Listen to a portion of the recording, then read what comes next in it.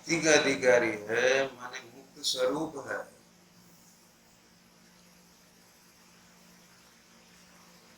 मुक्त स्वरूप है माने इसमें बंध ही नहीं है।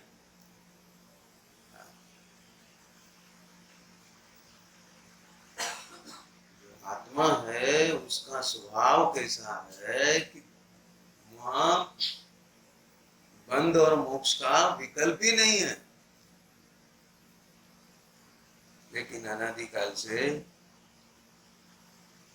आत्मा के साथ बंध है। अवस्था बंधन रूप है, स्वभाव निर्बंध स्वरूप है। बंध दुख रूप है, बंध का अभाव सुख रूप है। आत्मा को सुख चाहिए, अपने को सुख चाहिए कि दुख चाहिए? सुख चाहिए। लेकिन अनादिकाल से आज तक जीव को सुख की अनुभूति इसलिए नहीं हुई जिसके आश्रय से सुख प्रकट हो, ऐसा स्वभाव उसके ज्ञान का विषय नहीं बना।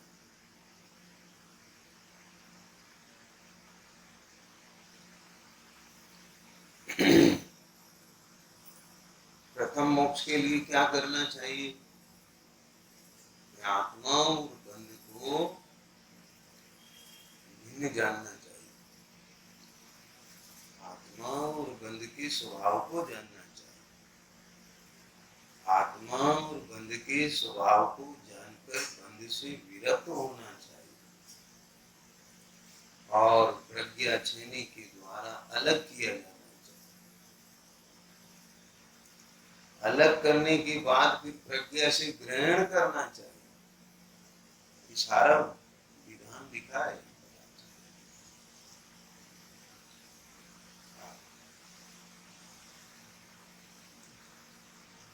भगवती प्रज्ञा की राज चर्चा की थी। भगवती प्रज्ञा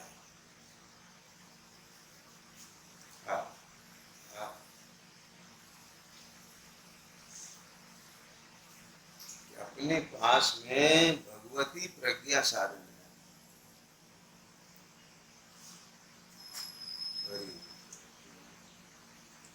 विचार करो, मुनि दशा में वह संत वन जंगल में निर्जन स्थान पर जहाँ कोई श्रावक नहीं है, एकाकी मुनिराज, कोई दूसरे संग के साधु नहीं, इस साधन के द्वारा वे घाती अघाती कर्मों का क्षय करते हैं। इस साधन के द्वारा वह आनंदित रहते हैं।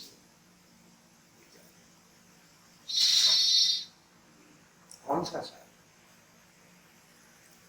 गृहस्थ दशा में भाई अनेक ऐसे गृहस्थ हुए जिनको परम के हृदय वसात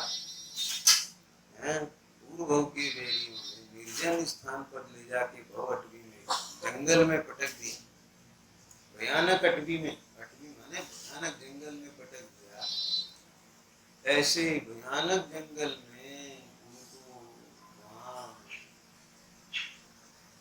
संकलेश भाव से बचा करके सामने भाव में स्थापित करने में कौन साधन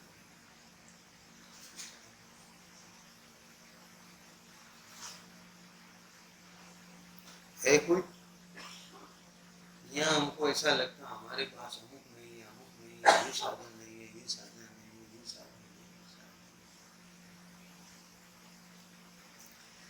है। दरअसल बात यह है कि जो वास्तविक साधन है उस पर दृष्टि नहीं है, तो फिर दूसरा कौन सा साधन इसे संतुष्ट करेगा?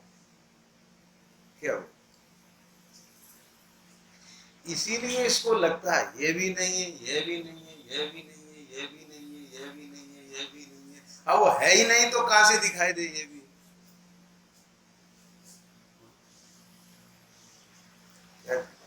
हम धर्म आराधना नहीं कर पा रहे, हमारे परिणाम में समता नहीं बन पा रही, क्योंकि पुत्र अनुकूल नहीं है, पत्नी अनुकूल नहीं है।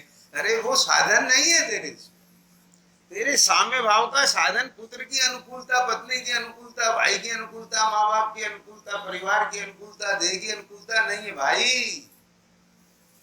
हाँ, तेरे साम्य भाव का साधन तो निस्वभाव है, और निस्वभाव का साधन तेरी ज्ञान का चौपसम पर्याय, तेरा वर्तमान पर्याय, तेरी वर्तमान ज्ञान की पर्याय।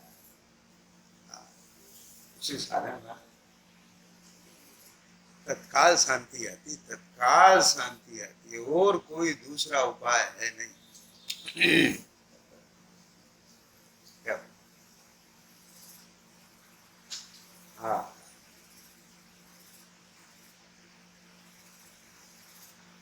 कैसा गजब का काम किया आचार्य देव ने। जीव को कितनी बड़ी निधि बता दी। हे आत्मन, हे आत्मन, तू परद्रव का गुलाम नहीं है। अरे रे, तू अपने ही पूर्वकृत कर्म के उदय का भी गुलाम नहीं है। गजब बात है। हाँ,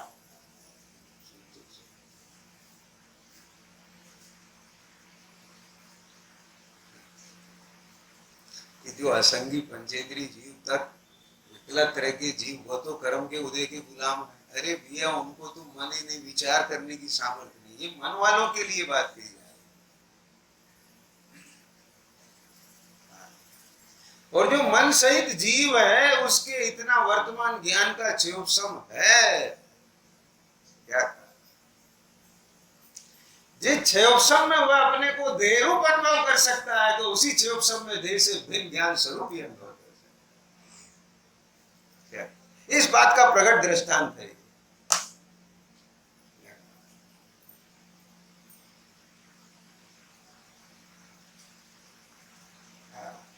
जिस क्षयोपसम में मैं मूर्ख हुई अनुभूति कर सकता है, उसी क्षयोपसम में मैं ज्ञान स्वरूप अनुभूति कर सकता है। जिस क्षयोपसम में मैं देह से दुखी हुई अनुभव कर सकता है, उसी क्षयोपसम से देह से भिन्न अनुभव कर सकता है। कर सकता है।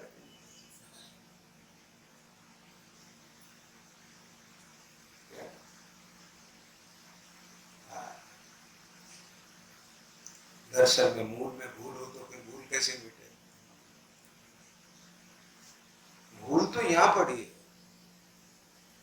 हाँ, वो कालिश चेहरे पे लगी हो और दर्पण में दिख रही हो, तो दर्पण पहुंचने से कालिश नहीं मिटती।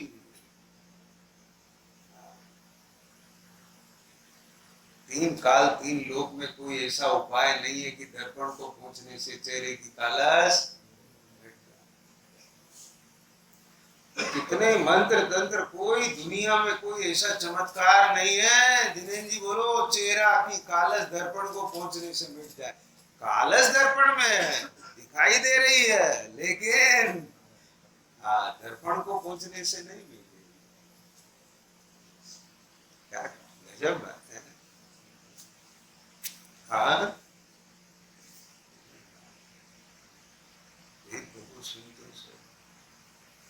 कालश चेहरे पे है, पहुंचता दर्पण को है।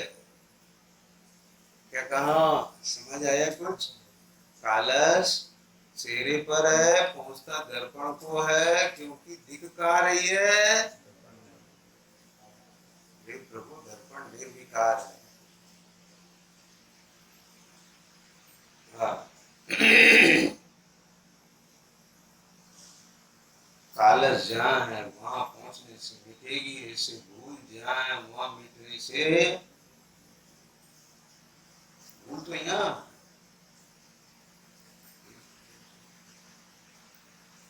जो मोह तेरे को ये दिखाता है ना, भ्रम ये दिखाता है ना, क्या दिखाता है?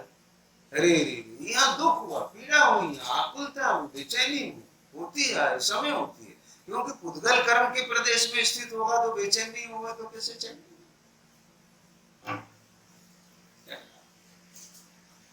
हाँ, चिन्ह में मिले तो चैन मिले, चिन्ह में नहीं मिले तो बेचैन रहे। चैतन्य में ही चैन है।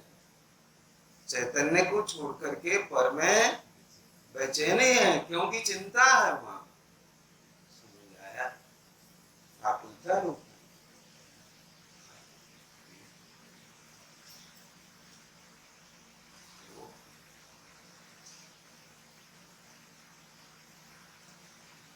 एक एक क्षण इस जीव को यदि दुख का वेदन हो रहा है, आकुलता का वेदन हो रहा है, उसका पूरा का पूरा अपराध का जिम्मेदार ये स्वयं है।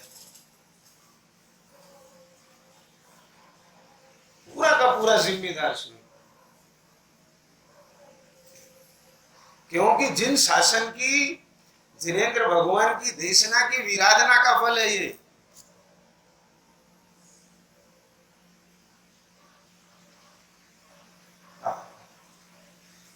कितनी गजल लाइन लिखी पड़ी सामने।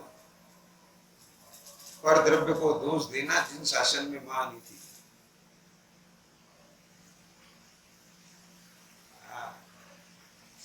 परद्रव को दोष इसीलिए देता है कि परद्रव का दोष दिखता है, परद्रव का दोष दिखता है, परद्रव का दोष नहीं प्रभु तेरा दोष है, और दोष तेरे में भी नहीं है। क्या कर, तेरे स्वभाव में भी दोष नहीं है, तेरा स्वभाव भी निर्दोष है और परद्रव भी निर्दोष है, तो फिर दोष कहाँ है? अपने निर्दोष स्वभाव को नहीं देखना ही दोष है।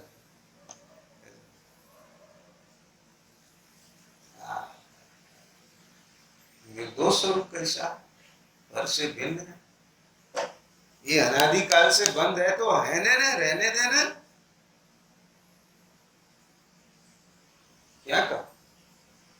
अरे तू नित्य निगोष से निकल करके संगी पंचेंद्री पर्याय तक पहुंचा है तो पहुंच गया ना। क्या कहा? यहां तक की यात्रा हो गई है ना। अब तेरे को यहाँ पर ज्ञान का इतना क्षोभम हो गया, और क्षोभम में भगवान की इतनी बात तेरे को समझ में बैठने की लायकात आ गई कि ये सब द्रव कर्म, भाव कर्म, नो कर्म अपने चतुष्टय में है, तू चैतन्य सत्ता अपने चतुष्टय में। ऐसा जानकर अपनी वर्तमान ज्ञान की पर्याय को उस बंध से भिन्न पाड़ करके कथन में आता है, वह तो जानते ही भिन्न पड़ जाती है और अपने स्वरूप में लौट करके अपनी अनुभूति ले लेती है। बंध से छेदे जाने का उपाय समझ आए? कुछ नहीं कर, यही के साथ कुछ नहीं, इन उदयों के साथ कुछ नहीं कर।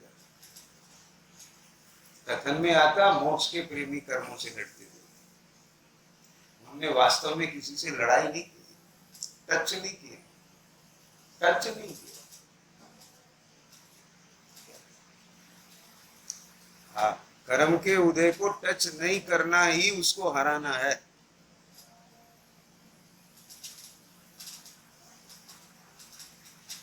हाँ, समझ में किसी कैसे बात।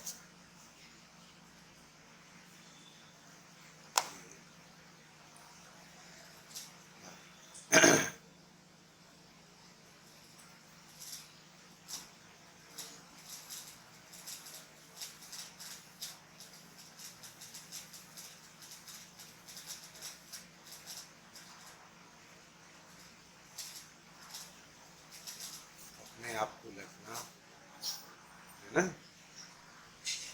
क्या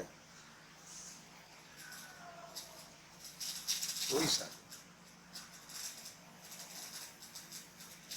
कोई सा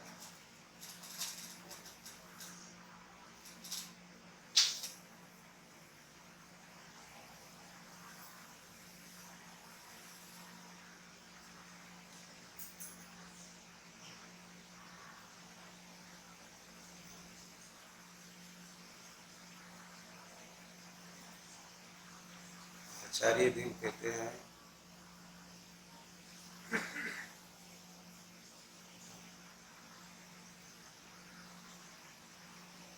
अज्ञानी बालक को समझाते, वो कहते हैं देख,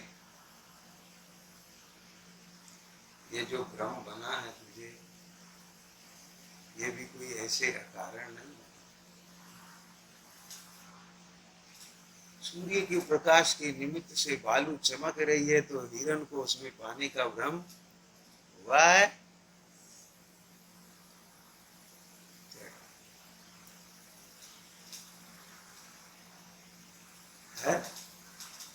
चमक नहीं हो तो फिर भ्रम भी कैसे?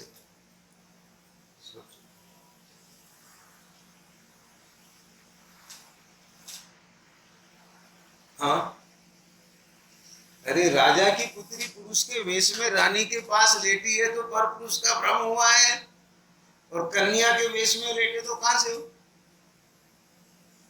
भ्रम भी ऐसे तो।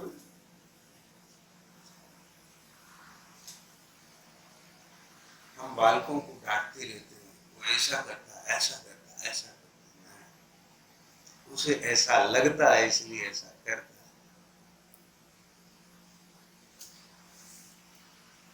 ऐसा क्यों करता है? ऐसा नहीं करके उसे क्या करना चाहिए यह दिखाना है।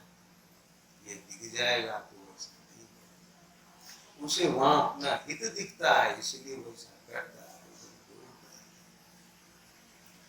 उसका हित काम है, उसे दिखे तो वहां जावे भी नहीं। ऐसे ही ये जीव जीव इसको भ्रम कारण। टीका में आचार्य देव ने बात स्पष्ट की, चैत्य चेतक भाव की अति निकटता के कारण यह भ्रम हुआ। ये आत्मा और बंध एक ही है। यह नहीं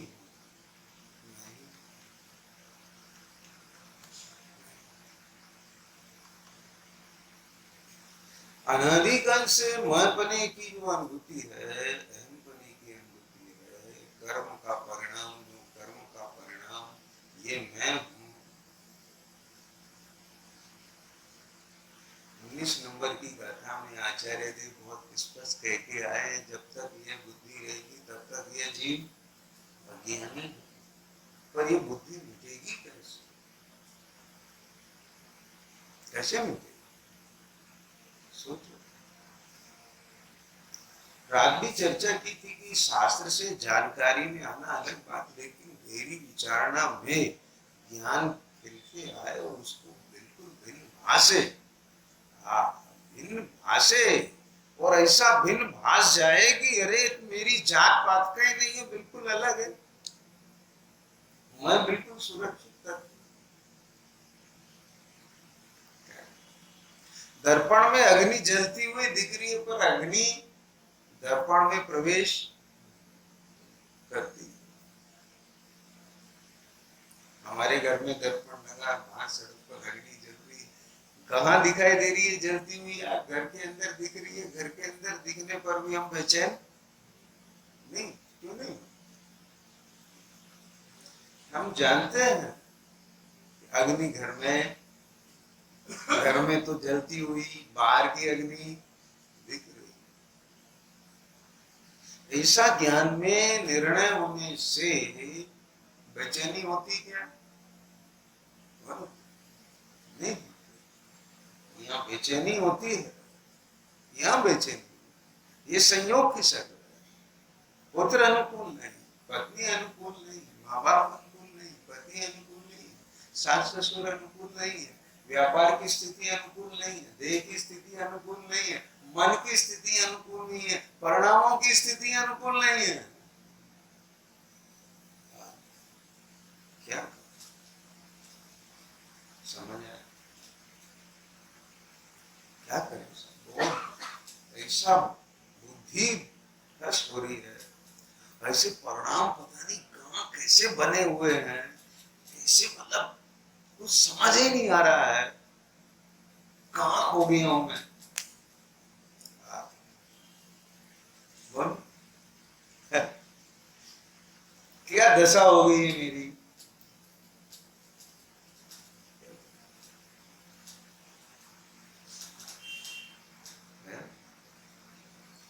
किसी न किसी बात की आकुलता हर समय है। क्या कहा?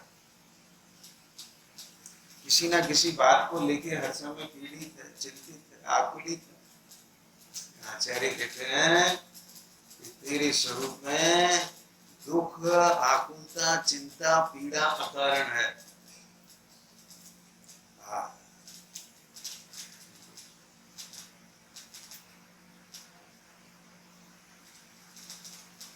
क्या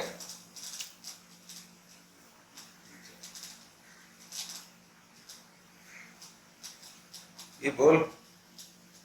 हाँ, जैसे शीत उष्ण पुद्गल की क्रिया है, जैसे सुख दुख भी, बोलो। हाँ, गजब बात या संतोष है। कहाँ फंसा है, किसका वेदन कर रहा है।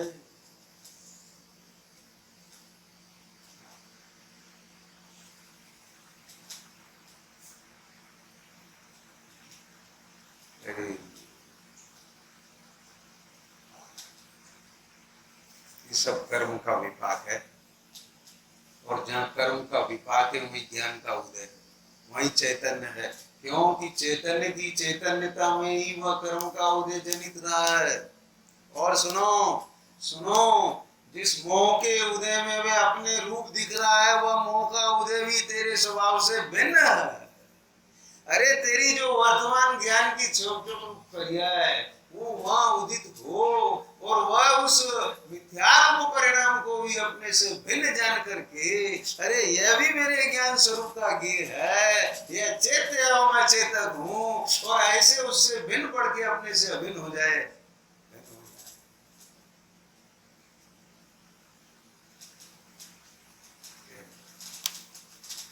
ये विधि है।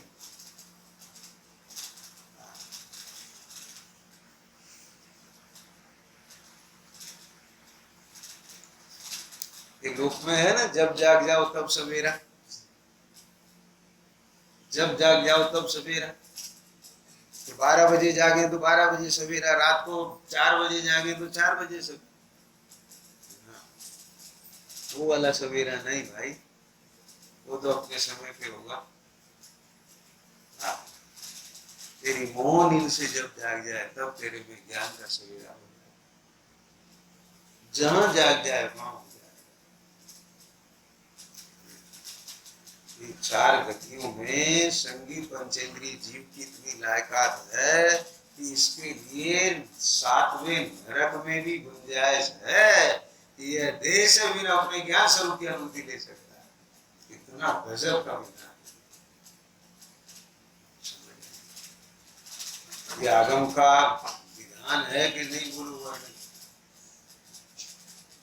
क्या कहा। समझदार को इशारा काफी होता है, हमारे में समझ नहीं है, हम इतने बुद्धू हो गए, मूर्ख हो गए। मूर्ख नहीं हो गए, बेहोश है। मूर्ख कहाँ है? चतुराई तो इतनी है कि मिट्टी को सोना बना के बेचे।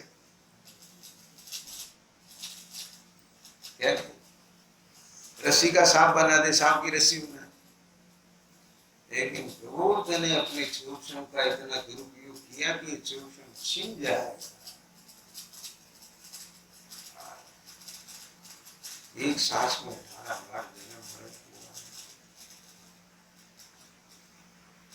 हमें जीवन में जितने भी अनुकूल अवसर मिलते हैं, यदि उनका सदुपयोग नहीं करते तो हम प्रत्यक्ष देखते हैं कि वह अवसर टिकता नहीं है, छिन जाता है।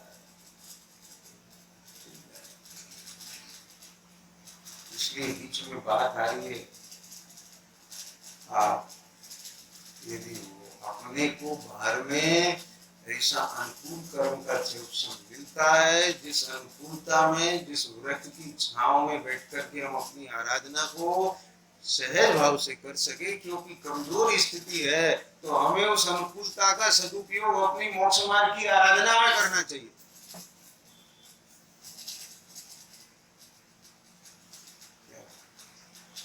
यदि मोक्ष मार्ग की आराधना में हमने उस अनुकूलता का सदुपयोग नहीं किया तो वह अनुकूलता टिकने वाली नहीं है, बिल्कुल गारंटी की बात है। और जितनी अनुकूलता अभी है उतनी अनुकूलता कल मिलेगी, इसकी गारंटी नहीं है।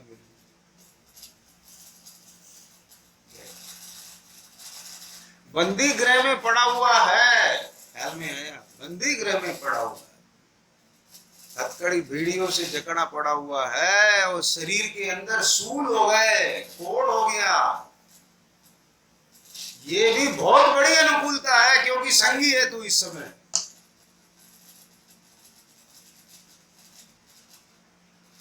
क्या कहा? यदि तूने अभी इतनी भी अनुकूलता का उपयोग नहीं किया तो तू असंगी हो जाएगा थोड़ी देर बाद। इतनी बड़ी चेतावनी दे रहा है कर्म। लेकिन मदहोश जो होता है उसे कुछ भी सूझता नहीं है।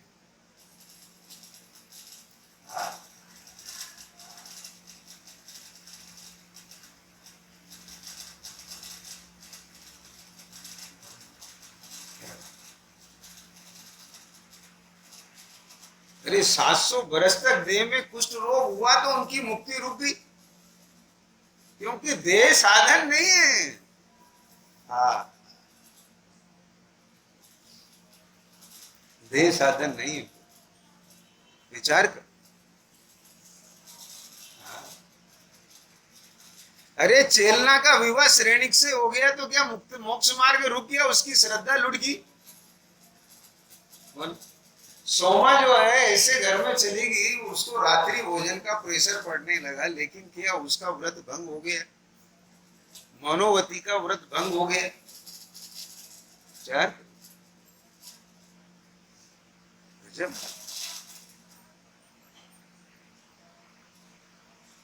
मूल में भूल नहीं थी, इसलिए वहां उनको जिन धर्म शरण था। जिन धर्म कहीं बाहर में नहीं होता है, जिन धर्म आत्मा की परिणति में होता है। जो जिनेंद्र भगवान के वचनों को ग्रहण करके अपनी परिणति में भेद ज्ञान पूर्वक समता रखते हैं, वो जिन धर्म की शरण है। समता रखी नहीं जाती है, समता आती है। समता कोई मोल थोड़ी बिकती है, समता तो प्रकट होती है। हाँ, क्या? हाँ, सुनो तो सही।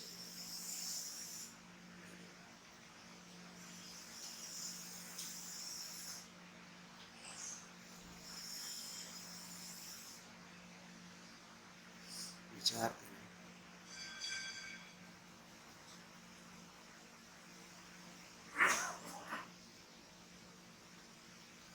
हाँ?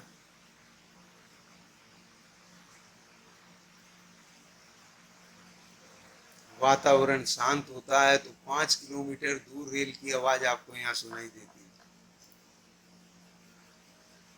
क्या कहा?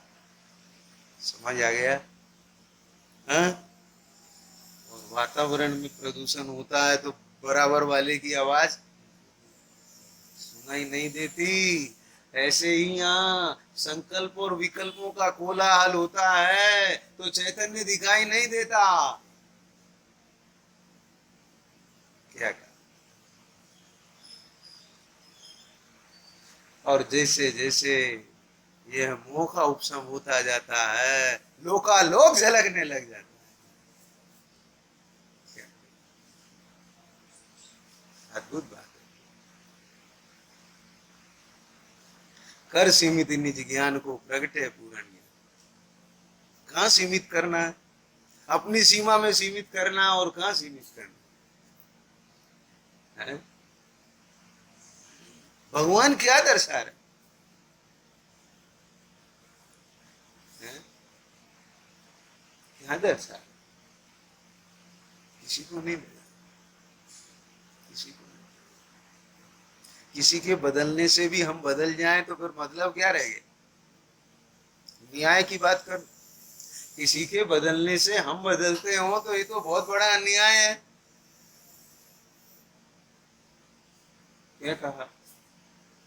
न्याय की बात करें ना, किसी के बदलने से हम बदलते हो तो बहुत बड़ा अन्याय है। दूसरे के पढ़ने से हमें नंबर मिलते हो, दूसरे के खाने से हमारे पेट में आता, बहुत बड़ा अन्याय हो जाएगा। फिर वो उपवासा रहेगा, हम भूखे मरेंगे। क्या कहा है? वो शांत रहे तो हमें शांति मिले, और वो कसाय करे तो हम दुखी हो, बहुत बड़ा अन्याय हो जाएगा।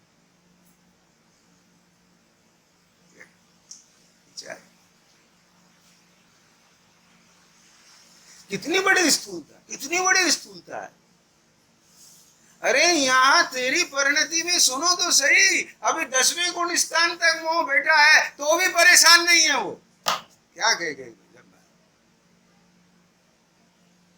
क्यों नहीं है? अरे ये बंद अपनी सीमा में, और मैं, तू एक बार देख तो सही, मिथ्यात्व भाग जाएगा। तू इसमें रुक तो सही, अविरति भाग जाएगी। तू इसमें रुक तो सही, प्रमाण भाग जाएगा। तू इसमें रुक तो सही, कसाय भाग जाएगी। गजब बात।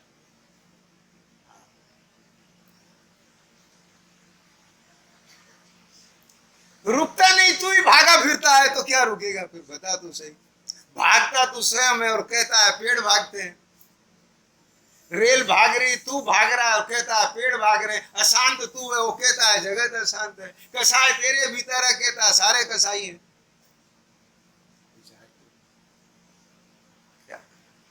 जब यहाँ समता का प्रवाह बहता है तो श्रेणी की कसाय कसाय नहीं दिखती। क्या कहा? कसाय कसाय नहीं दिखती। कैसे कसाय? अरे कसाय कसाय दिखती है, पर हमें को जैसी दिखाई देती वैसी उनको नहीं दिखाई देती। क्या बोला मैंने? क्या कहा? समझना जरा। क्या कहा? हमको जैसे कसाय दिखाई देती, ऐसे यशोधर मुनिराज को श्रेणी की कसाय नहीं दिखाई देती। हमको जैसे दिखाई देती है वो देखना हमारी कसाय के उदय में निमित्त बनता है, लेकिन उनको जैसे वो कसाय का उदय दिखता है, उनके भीतर कसाय का उदय नहीं होता। क्या कहा?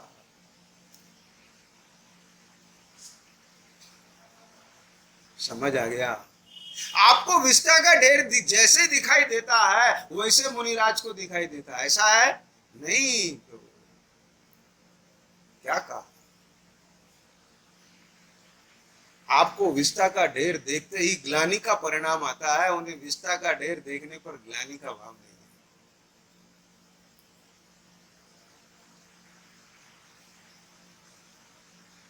हमको कसाय दिख कर के सामने वाले की कसाय उपस्थित है, उनको कसाय दिखने पर कसाय नहीं उपस्थित। तो बोलो, जैसी हमको दिखती है वैसी उनको दिख रही है क्या? तो खोट वहां है कि यहाँ है?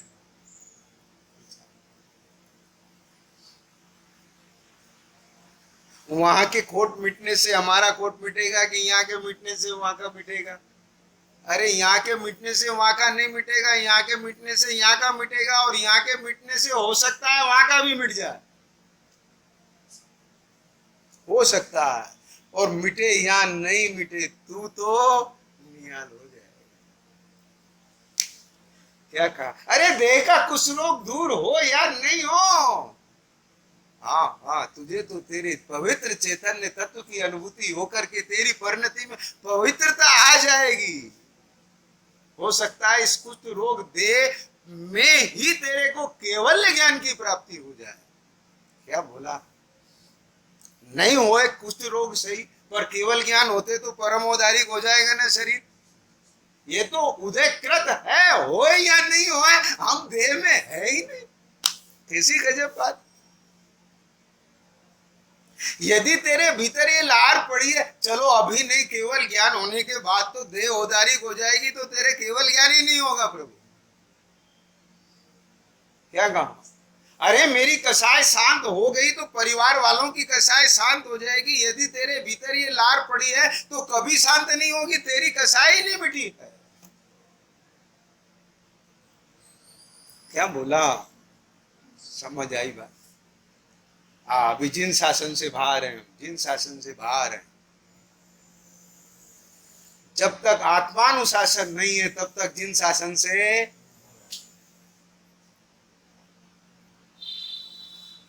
यहाँ देह के एक परमाणु पर भी हमारा अधिकार नहीं है। ये देह जिसके साथ एक चित्रवगा संबंध है, अरे जो कर्म वर्गणाएं या सत्ता में पड़ी हुई हैं उनके साथ भी हमारा कोई,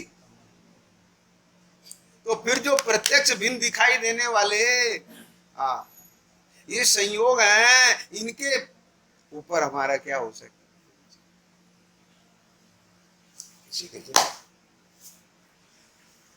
अद्भुत बात। देह में ज्ञान नहीं है, मेरे में ज्ञान है। हाँ, देह में पीड़ा है, ये देह नहीं जानता। मैं क्या जानता हूं? मैं क्या जानता हूं? मैं क्या जानता हूं? देह में पीड़ा कि मेरे में पीड़ा? जल्दी बोलो। मैं क्या जानता हूं? देह में पीड़ा कि मेरे में पीड़ा? जल्दी बोलो। क्या जानता हूं? मेरे में पीड़ा। समझ आ गया?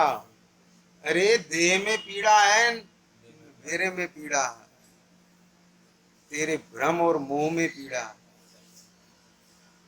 क्या समझ आया? हाँ हाँ, गजब बात। 3 दिन तक सियालनी खा रही है, कितनी पीड़ा होगी देह को। अरे देह जड़ है, उसे पीड़ा होती नहीं है। उसमें पीड़ा नाम का कोई गुण धर्म ही नहीं है जिसमें पीड़ा हो, वेदन हो। प्रभु सुन तो सही, देह तो जड़ है। देह खाई जा रही है, देह को कुछ पता ही नहीं है मैं खाई जा रही हूं। और जिसको पता है वो अपने को एक अखंड, हाँ, चिन्ह मात्र स्वरूप अनुभव कर रहा है। तो फिर पीड़ा किसे हो? किसे पीड़ा? क्या क्या किसे पीड़ा? ये है अमृत। हाँ, इनको पीना है। अमर होने के लिए अमृत, अमृत के रस के भरे हुए प्याले हैं। क्या कहा सुशील? हाँ, चाय का प्याला पी करके चुस्की लेकर के मजा आता है। अरे वो चीज है, वो तेरे को बुद्धि खराब करने में निमित्त, देह खराब करने में निमित्त है। प्रभु सिंधु से ये अमृत का प्याला पीने की चीज है, ये अमृत का प्याला।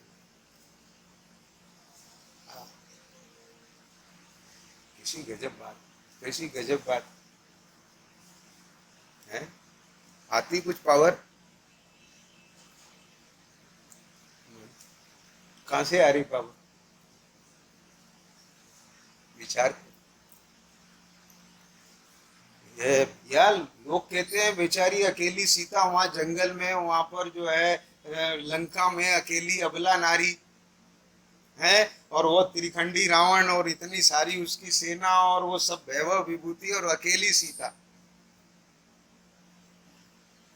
अरे अकेली सीता मत देखो, पूरा आत्मा देखो। क्या कहा?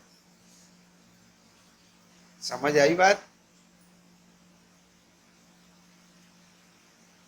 क्या बात है? वहां सीता को सीता का बल नहीं है, उसे अपनी चैतन्यता का बल है वहां पर। क्या गजब बात है। यदि वो अपने को सीता देखती तो ये मुझे मार डालेगा, अभी खा जाएगा। क्या होगा? सरेंडर कर देती। हाँ, समझ आई बात? कैसी गजब।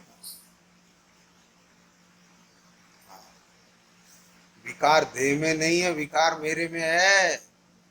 अरे मैं विकृत नहीं हूं तो देह थोड़ी विकृत हो जाएगी। क्या करेगा? ये देह को छू सकता है, मुझे छू सकता है। और जिसके अंदर ये पावर होती है उसकी देह को नहीं छू सकता कोई।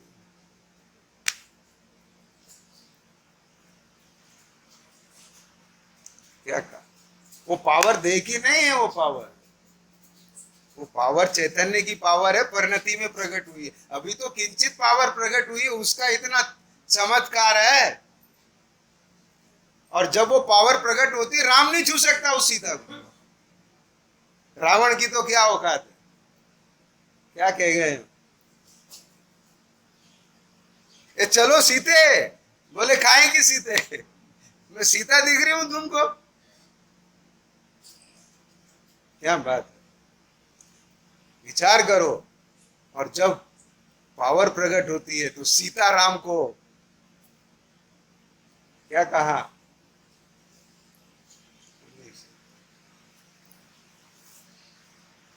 ये कोई चैतन्य का अद्भुत चमत्कार होगा।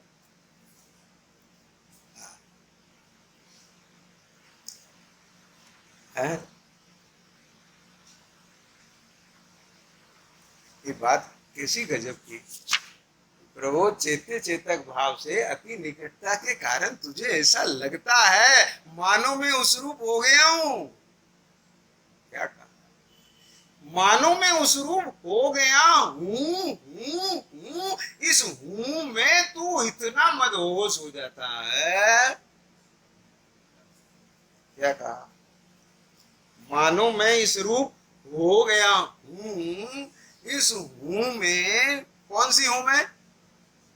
ये वाली हूं में नहीं, हो गया हूं, हो गया हूं। इसी में ही 24 घंटे दिन रात इसी वासना में रहता है। क्या समझ आ गया? हाँ हाँ, विकार के प्याले, मोह के प्याले भर भर के पीता रहता है और मदहोश होता है। क्या कहा? लगातार एक के बाद एक, एक के बाद एक, एक के बाद एक। दूसरे को हम कहते हैं ये तो सुबह से शाम तक इसकी तो बोतल ही खत्म नहीं होती। समझ आ गई बात? अपनी कौन सी खत्म हो रही 24 घंटे? बोलो। मैं सुनने वाला हूं, ये अनुभूति मोह की अनुभूति है। क्या कहा? ये बात बैठेगी अंदर में। हाँ, मैं सुनने वाला कि जानने वाला? अरे जहां सुनने का परिणाम है वही जानने का भी है कि नहीं है? वो जानना है वो मेरा कार्य है, सुनना है वो राग का कार्य है। ऐसा भेद ज्ञान तुझे है तब मेरे को सुनने का परिणाम आया। एक कथन तेरा व्यवहार है, और यदि यदि तुझे वेद ज्ञान नहीं है तो ये तेरा कथन मिथ्यात्व है। क्या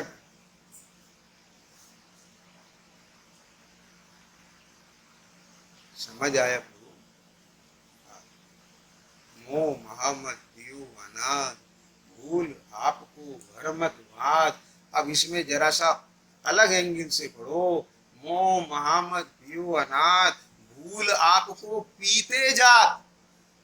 जब तक अपने को भूला है तब तक फिर मोह की मदिरा पीते जात। तो कब? थोड़ा मोह का उपशम हो, थोड़ा उपशम हो, उस उपशम का सदुपयोग कर ले, उस उपशम में जागृत हो जा, ऐसे अंगड़ाई लेकर के वैसे उचक के उड़ जा। क्या कहा? क्या कहा? जो सवेरे निद्रा खुलते ही बिस्तर पर अपनी चद्दर को ऐसे फेंक के अंगड़ाई तोड़ के खड़े हो जाते हैं, वो खड़े हो जाते हैं, नहीं तो पड़े ही रह जाते हैं। अपन देख लो। समझ आया कुछ? अरे उठ जाओ, उठा तो हूं, उठा तो हूं, उठा तो हूं। 2 घंटे तक पड़े रहेंगे और कहते रहेंगे उठा तो हूं। है तो यही स्थिति हो रही है हमारी। बोले 20 साल से उठा तो हूं। सुबह आया, पूजा प्रक्षाल की, स्वाध्याय की, दिन में चर्चा कर ली, सुन लिया, सीढ़ी सुन ली, शाम को हो गई, उठा तो हूं।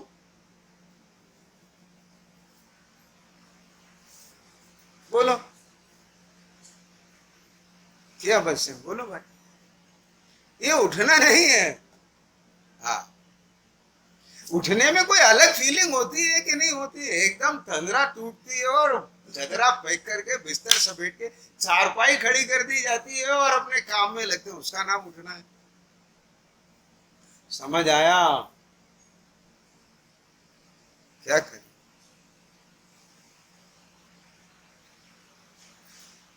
फील है। क्या संस्कृति थी अपनी पहले कि सवेरे उठ करके उठते ही बिस्तर सिमट गया, चारपाई। बोलो, वो पहले क्या था? तो मोह नींद से उठे, मिथ्यात्व टूटा, महाव्रत नहीं तो अणुव्रत ग्रहण किए और अपने मोक्ष मार्ग में अभी यहाँ पर पड़े पड़े ही उठा तो हूं।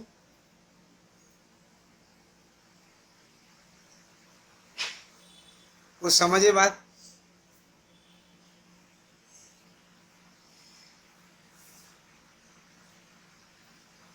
क्या?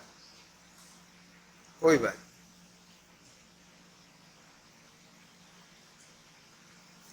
हाँ, something is better than nothing. ये उठने के लिए बात कही जा रही है, गिरने के लिए नहीं कही जा रही। जब इधर से बात कहेंगे तो कहेंगे नहीं, औरों से बहुत अच्छे हैं, भले हैं। क्या समझ आया? कैसे ज्ञान की तंद्रा। हाँ, यानी ज्ञान भिन्न पड़े तो कैसी जागृति आती है उसके अंदर, अद्भुत पावर आती है ज्ञान के अंदर। जो ज्ञान उस राग और मोह के साथ मिलकर के पंगु बन रहा था, क्या कहा? हाँ, चेत चेतक भाव की अति निकटता के कारण वो ज्ञान भ्रमित हो रहा था और उसे वो भेद नजर नहीं आ रहा था, मानो मैं स्वयं इस रूप हो गया हूं। समझ आ गया? ये मोह की नींद है। और जैसे ही थोड़ा मोह उपशम हुआ और श्री गुरु के द्वारा लक्षण बताए जाने पर, क्या कहा? श्री गुरु के द्वारा लक्षण बताए जाने पर ओहो, इसको थोड़ा, हाँ लगता तो है। समझ आया? लगता तो है। फिर और नजदीक जाके, अरे ये तो वही समझ में आ रहे हैं। और नजदीक जाता, अरे वही तो है। क्या कहा?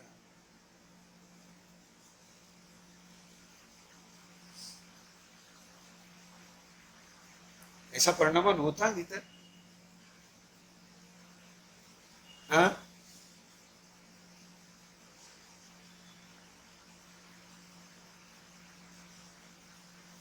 हाँ, ये सब अपने अपने में।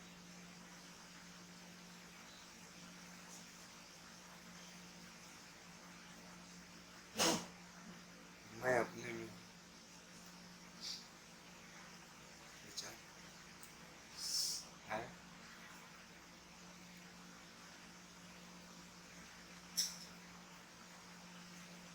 मैं चैतन्य हूँ, चैतन्य है वो मैं हूँ।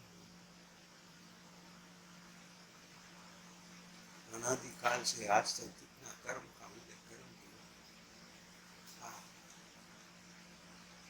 अनादिकाल से लेकर के आज तक जितना विद्यार्थों का उदय रहा वो अभी वर्तमान में उसका भाव है। हाँ, कैसा चैतन्य का चमत्कार, कैसा चैतन्य का इम्प्रेशन भी नहीं है उसका यहाँ।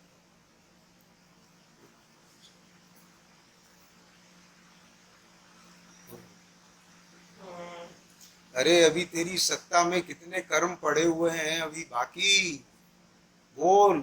अभी चैतन्य की अनुभूति लेने में वो कर्म कहीं आड़े आते हैं? तुझे कहीं कर्म की उनकी अनुभूति होती क्या? तेरे ज्ञान में इतनी ताकत है।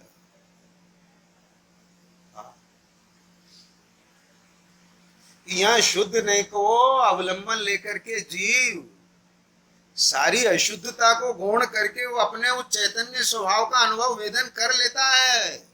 इसी ज्ञान की ताकत है, ज्ञान की ताकत। और जिस ज्ञान की ऐसी ताकत है कि उसको जीवन मिल जाए, जिंदगी मिल जाए, उस ज्ञान को वह एक कर्म के उदयों के साथ जोड़ करके और राग और मोह के साथ मिल करके मुर्दा बन के जी रहा है।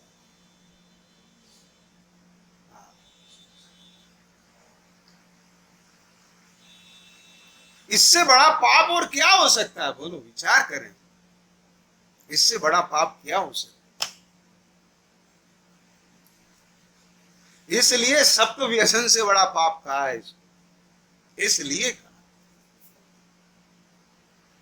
इसका छल ग्रहण मत करना कि अरे अभी तो बड़ा पाप ही नहीं छूट रहा है तो सप्त व्यसन कर लें हम।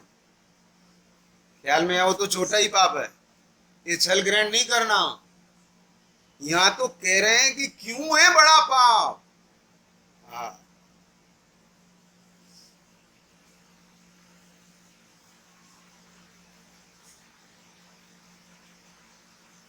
जिसका ये पाप छूट जाता है, ऐसे श्रेणी के सप्त व्यसन भी छूट जाते हैं।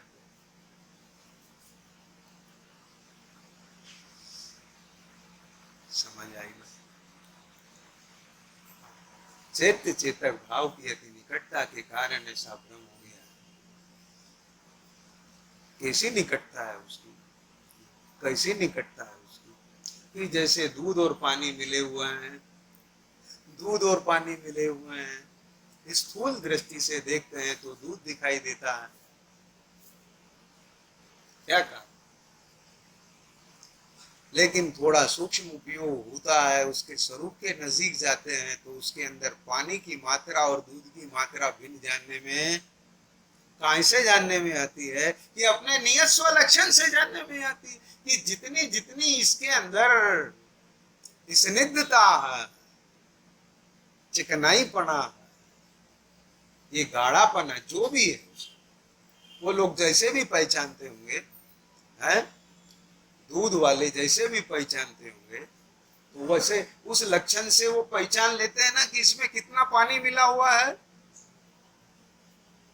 वो शराब पहचान लेता है ना, इसमें कितना तांबा मिला हुआ है, कितना स्वर्ण है और कितना तांबा है। विचार करो। ऐसे ही यहाँ ज्ञान पहचान लेता है, ये राग है, बंध है, आकुलता है, और ये मैं चैतन्य। अज्ञानी को क्यों पहचान में नहीं आता है? अति निकटता के कारण।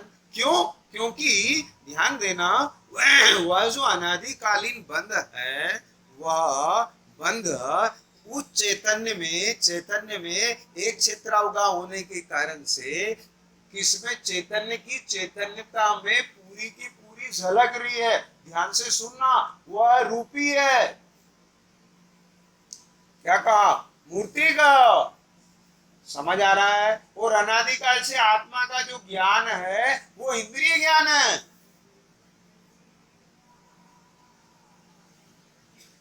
इंद्रिय ज्ञान क्यों है? संगी पंचेंद्रिय का। क्यों? मन का विषय रूपी अरूपी दोनों है, लेकिन लेकिन ज्ञान का जो 24 घंटा इंद्रियों के माध्यम से रूपी को विषय बना रहा है, जिस रूपी को इसने विषय बनाया है उसी को ही यह मन के द्वारा भोगता है। तो ये मन जनित ज्ञान को भी रूपी को ही भोगने में, जानने में, उसी की कर्तृत्व में, उसी के भोक्तत्व में लगा रखा है। समझ आ गया? इतनी अति निकटता है, इतनी दूरी नहीं है कि इसको भिन्न दिखाई दे जाए। जब तुम्हें इतनी दूर रखा हुआ वो सिनेमा का पर्दा, टेलीविजन, वो इतनी दूर रखा हुआ, थोड़ी देर बाद उसी को देखते देखते तुमको ऐसा लगने लग जाता है मैं अपने घर में नहीं हूँ, मैं तो रेलवे स्टेशन पर हूँ, मैं तो समुद्र में हूँ, मैं तो पहाड़ पर हूँ, मैं तो मंदिर में हूँ। थोड़ी देर में ऐसा लगने लग जाता है, जबकि वह तो बहुत दूर है।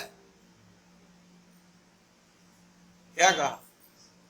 बीच बीच में आपके ज्ञान के अंदर भंग भी पड़ता है, बोलते भी है, देखते भी है, लेकिन जुड़ते फिर लगने लग जाता है। पर यहाँ तो अनादिकाल से लग ही रहा है, एक समय के लिए भी भंग नहीं पड़ा। एक समय के लिए भी ज्ञान ने राग से भिन्न पड़ के राग रहित अपने चैतन्य की अनुभूति की हो, तो भी इसकी श्रद्धा मिथ्या से सम्यक हो जाती। या प्रतीति तो बनी रहती, भले उपयोग के अंदर चारित्र मोह की गैलता में स्वरूप से दूर हो जाता कुछ समय के लिए, लेकिन अपने भीतर में चैतन्य की अस्तित्व की प्रतीति बनी रहती, तो उसके लिए गुंजाइश है। पर इसके लिए तो अभी पूरी की पूरी गैलता है। एक समय के लिए भी इसका ज्ञान राग से भिन्न पढ़ करके अपने चैतन्य की अनुभूति नहीं कर पाया। ऐसी अति निकटता के कारण इसे लग रहा है कि चैत्य चेतक मानो मैं ही हूं। चैत्य माने जो ज्ञेय है, जानने में आ रहे हैं, और जो चेतक है वो जानने वाला है। जानने वाला तेरे ज्ञान का क्षोभसम वर्तमान पर्याय है। समझ में आ गया? और जो कुछ जानने में आ रहा है वो चैत्य ज्ञेय है। तो समझ ज्ञेय कौन है, चैत्य कौन है? जितने रूप तू अपने को अनुभव कर रहा है वो सब कर्म नो कर्म का परिणाम चैत्य है, और जो अनुभव कर रहा है वो चेतक तू है। तू अपने को अनुभूति स्वरूप अनुभव कर ले। कर्म का उदय कर्म में रह जाएगा, क्योंकि कर्म का उदय तेरे ज्ञान स्वरूप में आया ही।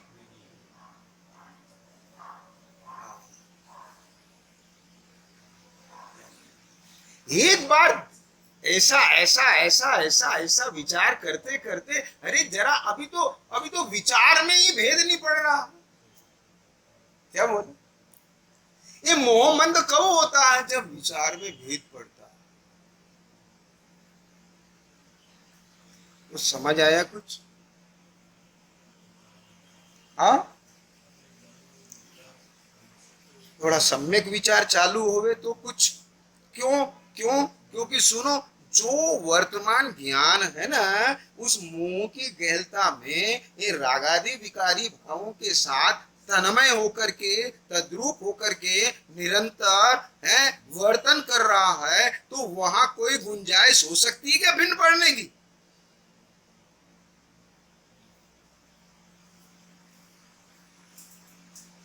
समझ आ गया? जहां बिल्कुल दो मित्रों के बीच में एक रूपता हो, बिल्कुल जुड़े हुए हो, एक साथ अभिन्न हो, किसी की ताकत है उनके बीच में चोटली डाल दे।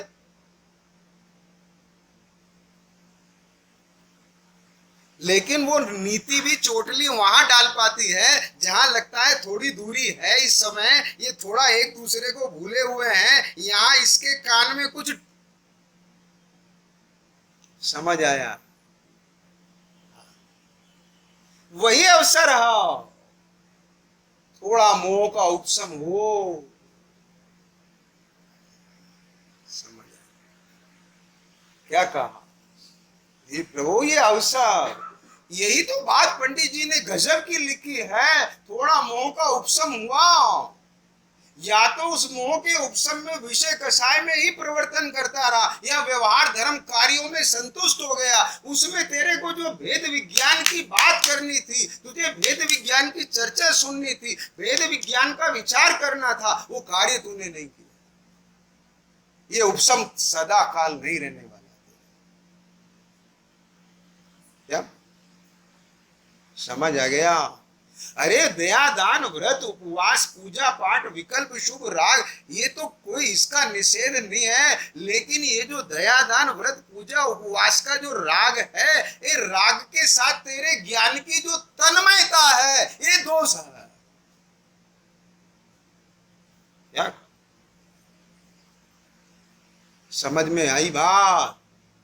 अरे सच्ची बात कहें तो जो भिन्न पड़ा हुआ ज्ञान है वो अपने ज्ञान स्वरूप की तरफ सन्मुख होता है, उसी की पवित्रता में, उसकी परिणति में ही सच्चा दयादान होता है।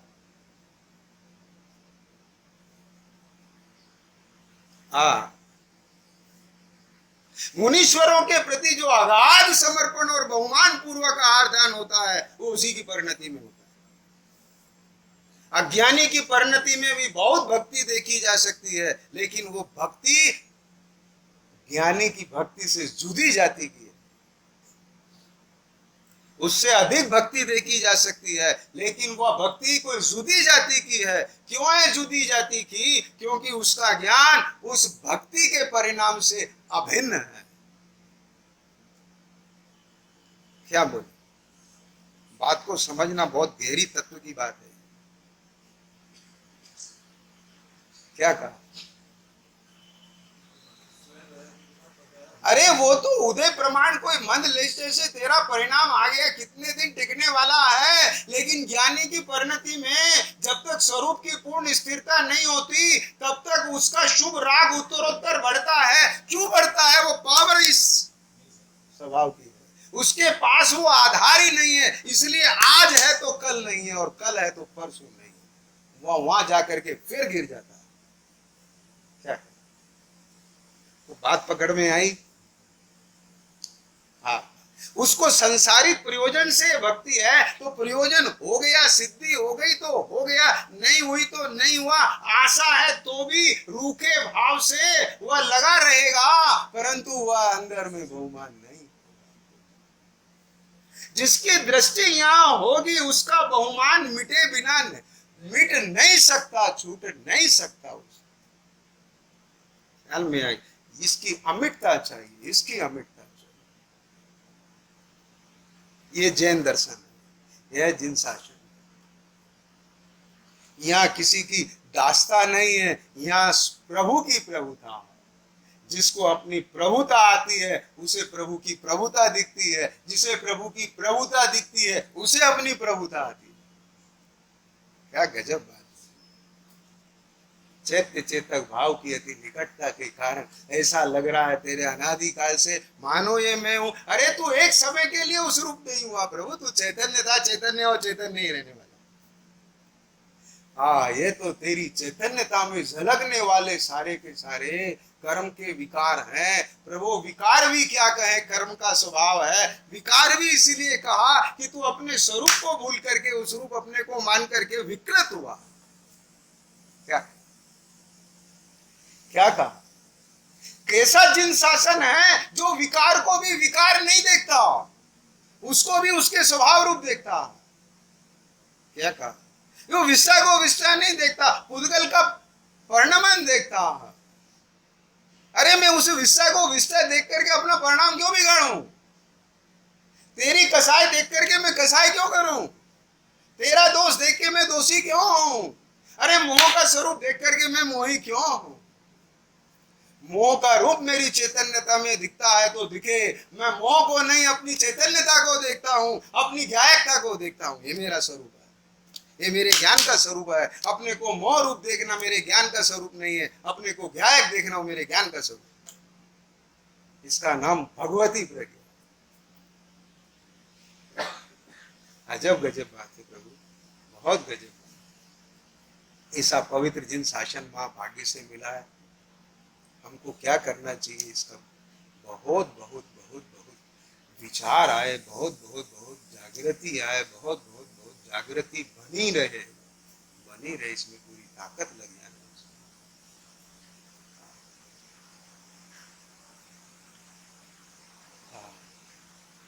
ख्याल में आया कैसी उत्तम बात है। सूक्ष्म संधि अंदर में है, वह सूक्ष्म ज्ञान की सूक्ष्मता हो तो नजर आएगी, स्थूलता में नजर आने वाली।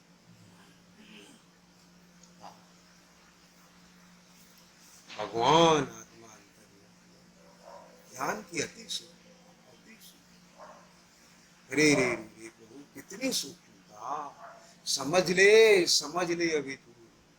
जिसके भीतर अभिप्राय की भूल समझ में आ जाए, जिसके भीतर सूक्ष्म राग का उदय भी ज्ञान भिन्न जान ले, किसी सूक्ष्म। अरे तेरे ज्ञान का कॉमन सेंस कितना होता है, तू सामने वाले की निगाह समझ लेता है एक समय। ये तो बहुत स्थूलता, बहुत स्थूलता। लगा तो सही है, तू अपने तत्व अभ्यास में अपने ज्ञान के चौक्षम को लगा तो सही, सूक्ष्मता अपने आप बनती चली जाए। हाँ, ऐसी सूक्ष्म अंतर संधि में ज्ञान सूक्ष्म होकर के जब पढ़ता है, हाँ ख्याल में आ गया, इन पढ़ जाए रे रे क्या सब प्रग्रह अपने। यहाँ तो चैतन्य के अलावा और कुछ है ही नहीं। दर्पण में दर्पण की निर्मलता के अलावा और कुछ है ही नहीं। जो कुछ झलक रहा है वो सब उससे भिन्न है। जो कुछ झलक रहा है वो उसकी निर्मलता को ही प्रसिद्ध कर रहा है। यहाँ जो कुछ झलक रहा है वो सब मेरी ज्ञायकता को ही प्रसिद्ध कर रहा है। यहाँ है कहाँ, बोलो कहाँ है सब, बोलो कहाँ है, कहाँ है सब? बैठ करके देखो कहाँ है सब? अपने अपने में है, ये सब अपने अपने में है, स्त्री अपने में है, पुत्र अपने में है, उसका परिणाम अपने में है। अरे बोल, वो पुत्र के भीतर वर्तती हुई कसाय वर्ग ना, वो अपनी अपने चतुष्टय में है, उसकी ज्ञायकता में है। अरे जब वहां इतनी स्वतंत्रता है तो तेरे में और उसमें कहाँ स्वतंत्रता हो गई? यहाँ सब तेरी की गायकता में झलक रहा है। तू अपने ज्ञान की पर्याय को अपनी गायकता को।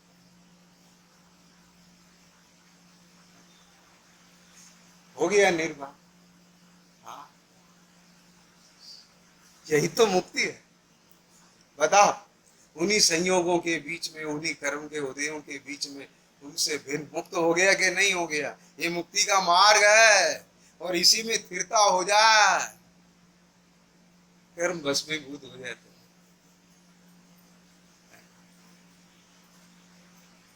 जिस ज्ञान के द्वारा ये भिन्न पाड़ा जाता है, उस ज्ञान के द्वारा ही उसका ग्रहण होता है, उस ज्ञान में ही उसकी स्थिरता है। ऐसे सम्यक दर्शन ज्ञान चारित्र रत्नात्रय स्वरूप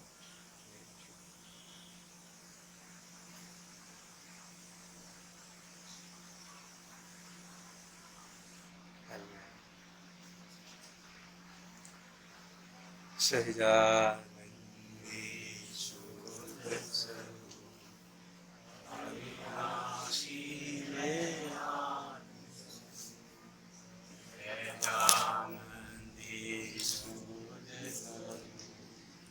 अविनाशी में